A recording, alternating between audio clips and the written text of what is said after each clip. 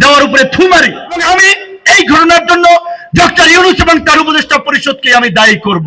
বলছেন যে প্রথম আলো ডেইলি স্টার সরকার করে দিতে হবে, তসলা করে দিতে হবে।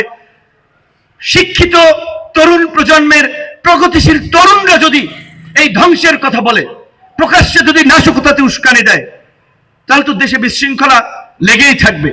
আমরা গণ অভ্যুত্থান পরবর্তী 15 মাস পরে এই আমাদের ভাই হাদি, যার মৃত্যু গোটা দেশকে কাঁদিয়েছিল, তার লড়াইটা আমরা করেছিলাম, আমাদের থেকেই সে অনুপ্রাণিত। সেই লড়াই ধ্বংসের নয়, সেই লড়াই নির্মাণের।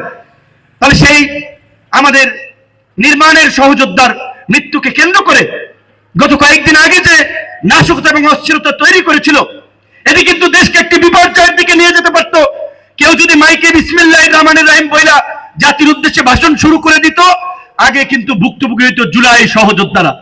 কাজেই এই কথা কিন্তু আমাদেরকে পরিষ্কার মনে রাখতে হবে, যে কোনো পরিস্থিতিতে গণতান্ত্রিক প্রক্রিয়ায় বাংলাদেশের উত্তরণ সেটি কেবলমাত্র একটি নির্বাচনের মাধ্যমে হতে পারে। এটি ছাড়া বাংলাদেশকে সঠিক কোনো রাস্তা নাই। সেই জায়গায় যেন আমরা সতর্ক থাকি।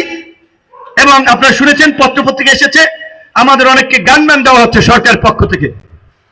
যে সরকারের আইন শৃঙ্খলা বাহিনী প্রকাশ্যে পোশাক পরিহিত অবস্থায় অফিসের সামনে পিটিয়ে মারে, সেই বিচার না হওয়া পর্যন্ত ওই সরকারের গান দিয়ে নিরাপত্তা দেওয়ার উপরে থু মারি। আমরা পরিষ্কারভাবে বলছি, 29 অগস্টের ঘটনায় বিচার না হওয়া পর্যন্ত আমার গানম্যানের দরকার নাই, আমি গানম্যান নেব না, প্রত্যাখ্যান করছি। এবং সরকারকে বলতে চাই, গানম্যান দিয়ে গুলি কয়েক ব্যক্তিকে নিরাপত্তা দিয়ে দেশকে নিরাপদ করতে পারবেন না। গোটা দেশের মানুষের নিরাপত্তায় সরকারকে ঢেলে সাজান, আইন শৃঙ্খলা বাহিনীকে ঢেলে সাজান।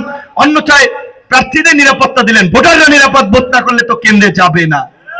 এবং আমি পরিষ্কারভাবে আপনাদেরকে বলতে চাই, আমার উপরে এই সরকার আমলে যে আক্রমণ হয়েছে, সেটি আপনারা জানেন পুলিশ এবং সেনাবাহিনীর পোশাক পরিহিত দুর্বৃত্তদের দ্বারা। এই ঘটনায় যেহেতু 30 কার্য দিবসের নোটিশ জারি করে 4 সেপ্টেম্বর থেকে এখন পর্যন্ত বিচার করে নাই, তার মানে এই ঘটনায় সরকারের মৌন সমর্থন রয়েছে। এবং যদি বিচার না হয়, তার জন্য দায়ী থাকবে সরকার। এবং আমি এই ঘটনার জন্য ডক্টর ইউনূস এবং তার উপদেষ্টা পরিষদকে আমি দায়ী করব। তাই আমি আবার বলছি, আমি গানম্যান নেব না। আমার যদি কিছু হয়, সেদিন আপনারা আমার কবরের সাথে এই উপদেষ্টা পরিষদকে আপনারা কবর দেবেন, এটি আপনাদের প্রতি আমার আহ্বান। তরুণদেরকে প্রতিনিধিত্ব করতে হবে। তাই আমি দেশবাসীকে বলবো, যেখান থেকে যেই তরুণরা দাঁড়াচ্ছে, সেই তরুণদেরকে সমর্থন করতে হবে। যুদ্ধের ময়দানে তরুণরা লড়াই করবে, পরবর্তীতে সুবিধা ভোগ করবে সুবিধাভোগীরা, এটা হতে পারে না। এই ঢাকা বিশ্ববিদ্যালয়ে আমাদের আন্দোলনের পর অনেক শিক্ষকরা ডিন হয়েছেন, উপাচার্য হয়েছেন, বিভিন্ন দায়িত্ব পেয়েছেন। কিন্তু 2019 সালের 22শে ডিসেম্বর এই ডাকসুতে যখন আমরা আক্রান্ত হয়েছিলাম, সেই দিন কয়েকজন শিক্ষক আমাদের জন্য সংহতি রেখেছিলেন।